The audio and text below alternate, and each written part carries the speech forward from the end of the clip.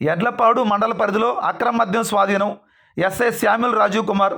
ఇక పూర్తి సమాచారం మేరకు పల్నాడు జిల్లా చిలకలూరుపేట నియోజకవర్గం ఎడ్లపాడు మండల పరిధిలో అక్రమ మద్యం రవాణా చేస్తున్న వ్యక్తిని అరెస్ట్ చేసి కేసు నమోదు చేయడం జరిగిందని ఎడ్లపాడు ఎస్ఐ శామ్యుల్ రాజీవ్ కుమార్ మంగళవారం సాయంత్రం 6 గంటల సమయంలో తన కార్యాలయం భాగంగా పేర్కొన్నారు. ఈ సందర్భంగా ఆయన మాట్లాడుతూ మల్లవరపు దుర్గారావు, సంగం గోపాలపురం గ్రామం, ఎడ్లపాడు మండలం అనే వ్యక్తి 20 అక్రమ మద్యం బాటిల్స్ తీసుకుని వెళ్తుండగా చెంగిస్ ఖాన్ పేటకు దగ్గరలో ఆంజనేయ స్వామి టెంపుల్ వద్ద అదుపులో తీసుకొని కేసు నమోదు చేయడం జరిగిందని ఆయన పేర్కొన్నారు. ఈ కార్యక్రమంలో ఆయనతో పాటుగా పోలీస్ శాఖ సిబ్బంది తదితరులు పాల్గొనడం జరిగింది.